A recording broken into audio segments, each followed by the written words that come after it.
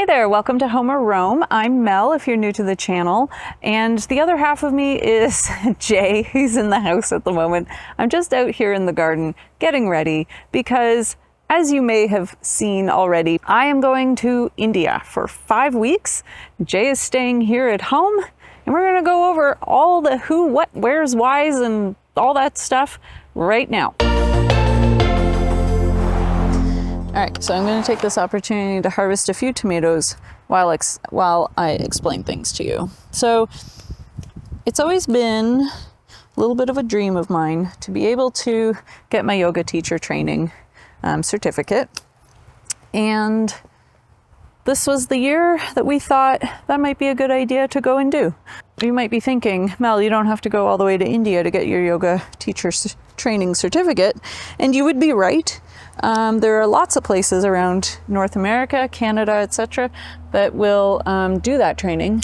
However, when I started looking into it, turns out I could get an all-inclusive, I should say, with accommodation, the majority of my meals, and the training, all done in about 1 month for less than, and this is including flying to India, less than the cost of doing the training here in Canada.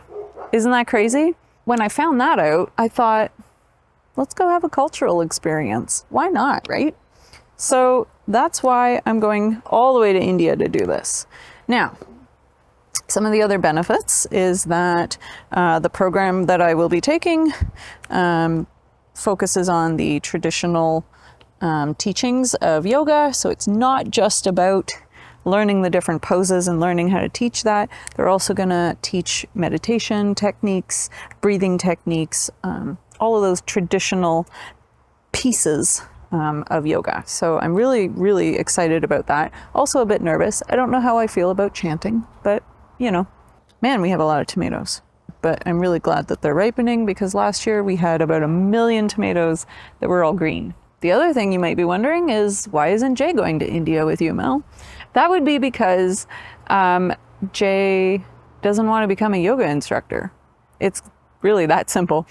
It's also a very busy country. They have over 1 billion people living there. I think it might be just a little too many people for him too. He doesn't like crowds. Third reason, someone's got to stay to take care of Benny because we're not flying Benny all the way to India. So throughout this small series, you might get some little clips of Jay from home giving us a check-in, and you'll get lots of me. Well, that was a lot of tomatoes, and there's still more to come. But let's go in and let me show you what I'm packing. Why don't I show you some of the highlights of what I'm packing for India? For starters, it's a 14.5-hour flight, so I need to make sure I'm going to be comfortable and be able to actually sleep. And one of the things I'm taking, strangely enough, is a cervical brace, a neck collar.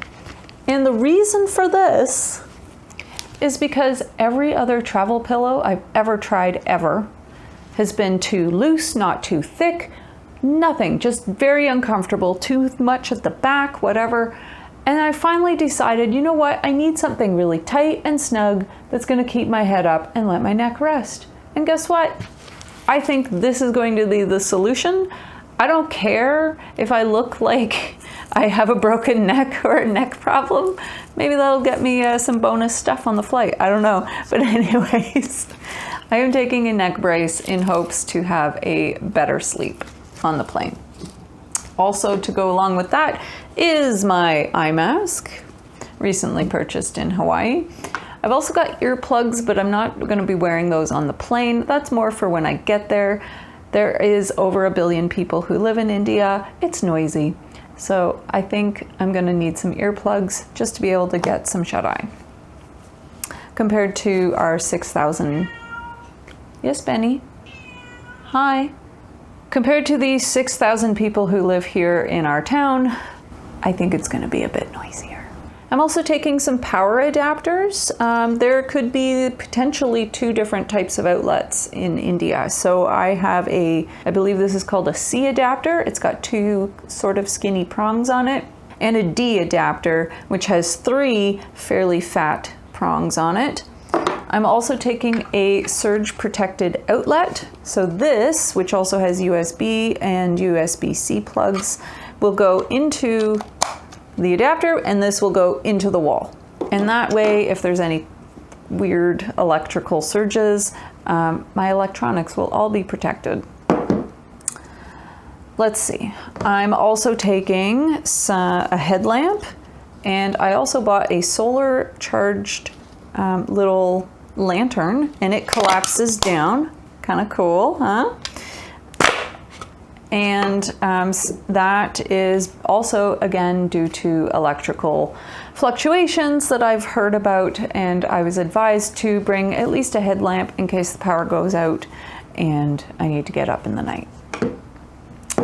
I'm also taking a microfiber towel set, so hand towel, face cloth, and full like bath towel. They're quick drying, and that's because I'm just not sure what I'll have available to me. So I want to be prepared.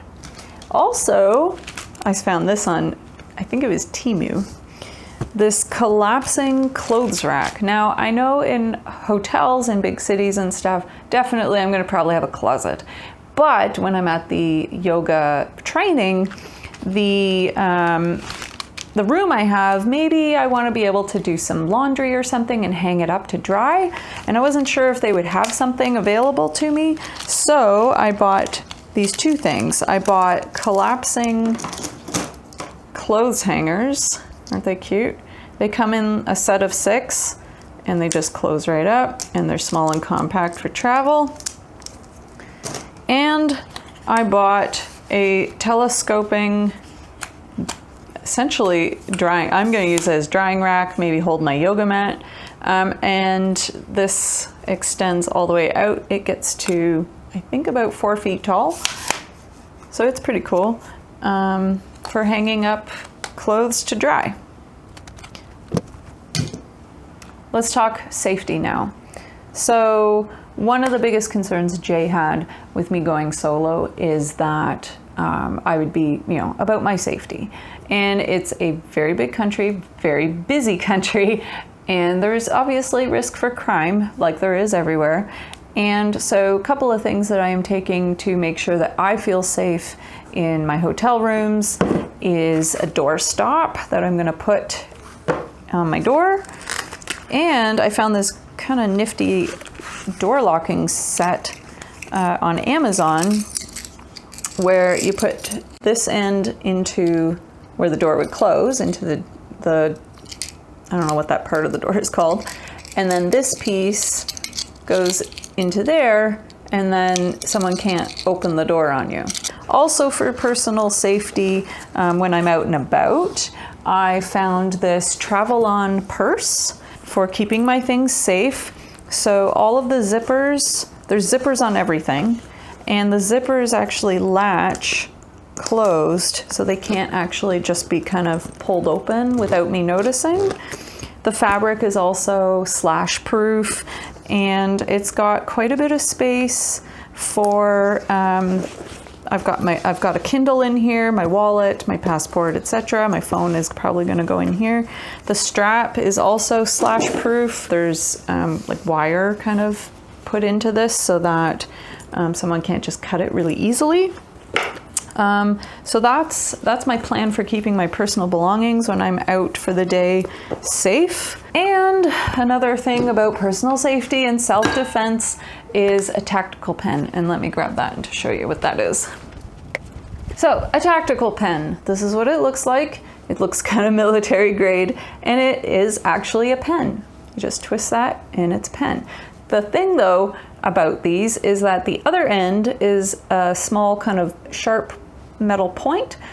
Now they're technically used for, well, we have one in our vehicle so that if we were to ever have an accident where we went into water, when water gets all the way around a vehicle, you can't really open windows. So the end of this will break glass, and you just jam it on the glass to shatter the glass, and then you can escape your sinking vehicle. But then I saw a self-defense video that actually recommended one of these, easy self-defense tool for women to carry. Hold that, jab it at your attacker. It's probably gonna hurt. So I am taking one of those. And then just for health safety, I am taking a few wet naps just to, you know, wash my hands before eating. The biggest concern though that I had was getting sick from contaminated water. And so to mitigate that risk, I'm actually taking some Lifestraw products. And if you've never heard of Lifestraw products, I highly recommend you check them out.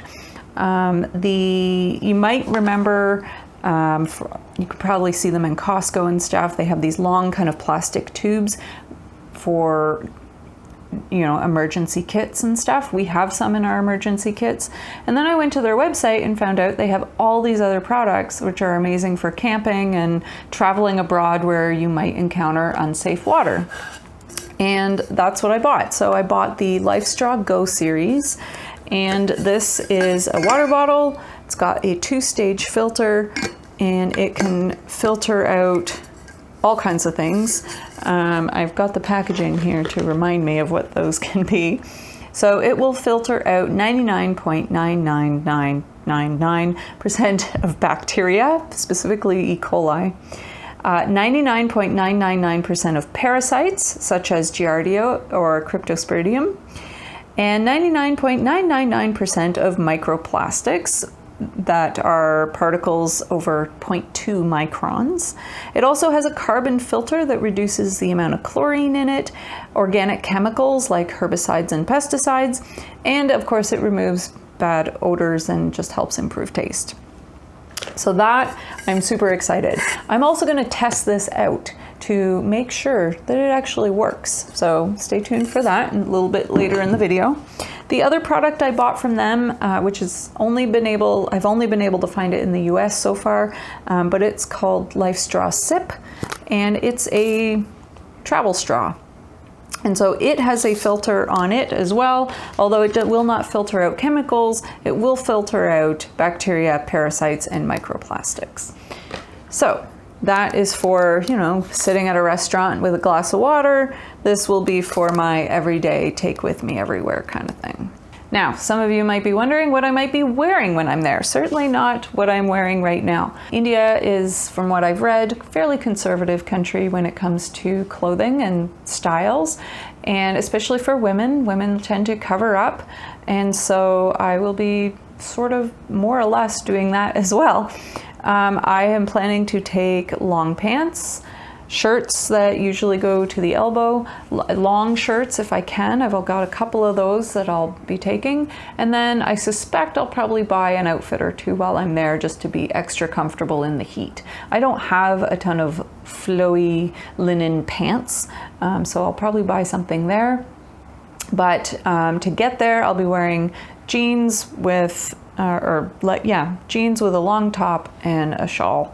And then once I'm there on the first day, I'll have a pair of long leggings with a denim dress that's also about knee length. Stay tuned though and follow the series as I go, and I'll keep reporting on how I feel in those clothes and if that worked out for me or not. Other than that, beyond my usual yoga clothing, the yoga mat I'm taking, journals, and my usual toiletries, that's kind of the highlights of what I'm taking. I would love to know if you've been to India, what you have taken with you, and if there's anything I might be missing. Write it down in the comments, and be sure if you are going to India and you're watching this video, check the comments for other suggestions from other viewers. So here we are in the kitchen, and we're gonna do some water testing. So I bought these strips off of Amazon, and it also came with bacteria water tests as well.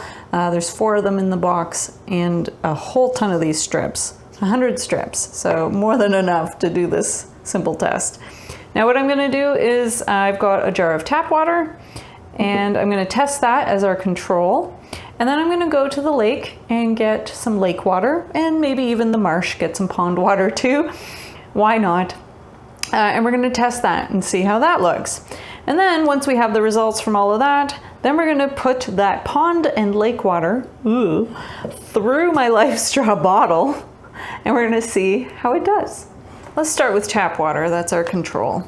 Now I've washed my hands just like it tells you to, and I've thoroughly dried them as well so that I'm not getting moisture into the bottle. Handling from the tip edge, there we go. So what will this test? This is going to test pH, water hardness, hydrogen sulfide, iron, copper, lead, manganese, total chlorine, free chlorine, nitrate, nitrite, sulfate, zinc, fluoride, sodium chloride, and total alkalinity. And then the bacteria test will test basically for harmful bacteria or not. They call them coliform bacteria, which are things like E. coli. So here's our tap water. 1, 2, out.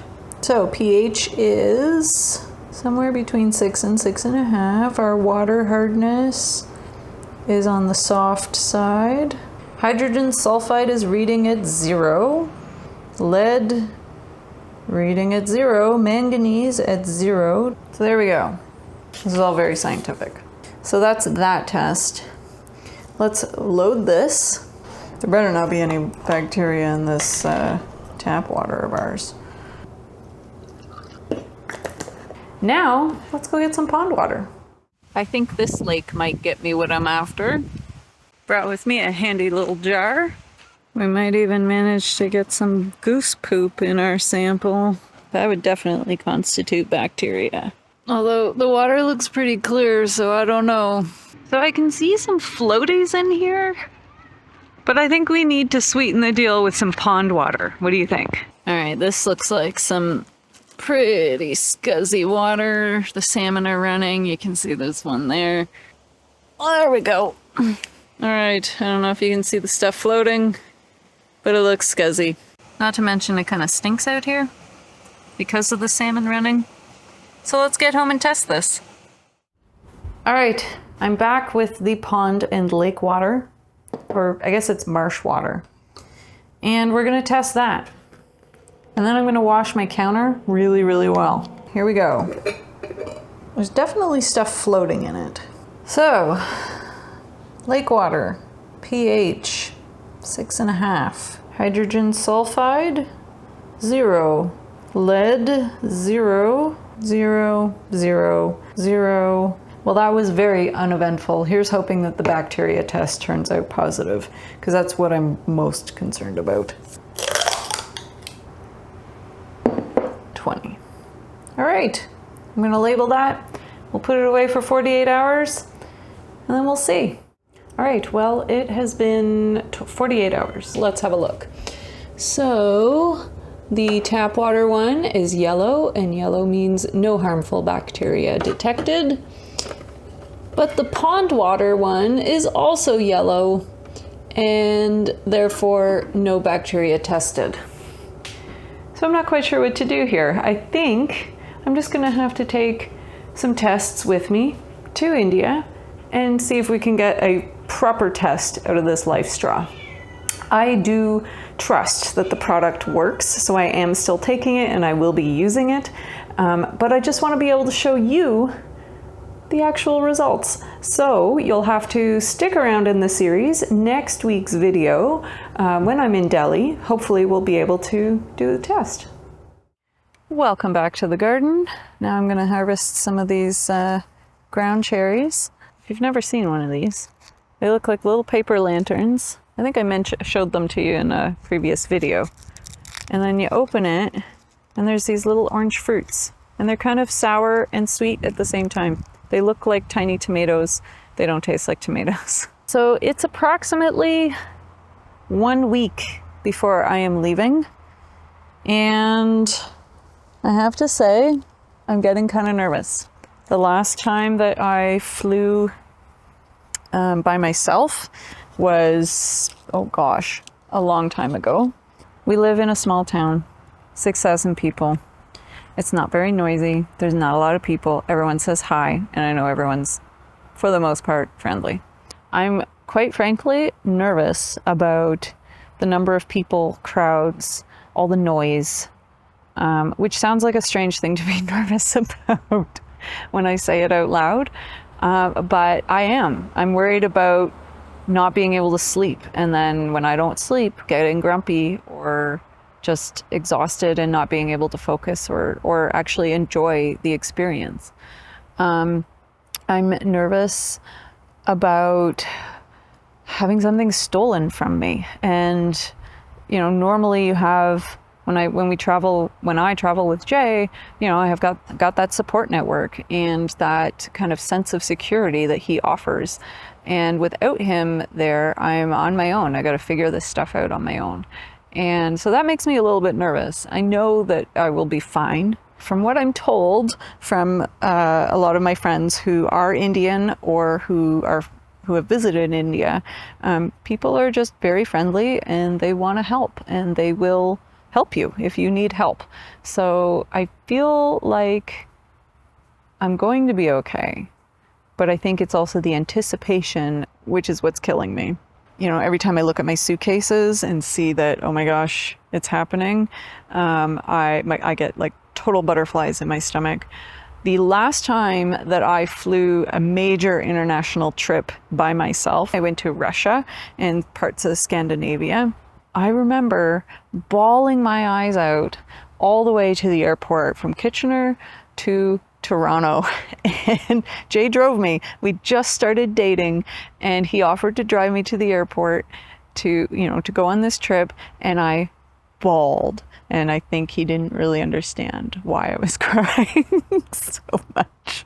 I just get so nervous and excited all at the same time. I get butterflies in my stomach. Have you experienced that? Tell me, let me know in the comments if you've gone through any of that and how you've dealt with it. Well, it didn't take too long to fill this basket. That's it for this week. Stay tuned to next week and check out our India mini-series as I take you around Delhi, Dharamshala, and Agra. We'll see you then. Bye. It also says hold it in the water for 2 seconds, which I also did not do. So let's redo this. Good thing I bought 100. All right, I'm back with the tap water. No, wait. Yes, Benny? What's up? What's up? He's hungry. He's waiting for his dinner. I don't know what else to say. Ha! Make sure you don't miss the next video by liking, subscribing, and turning on notifications. Oh, and don't forget to check out our website and sign up for our weekly email blast. Thanks for joining us, and we'll see you in the next one.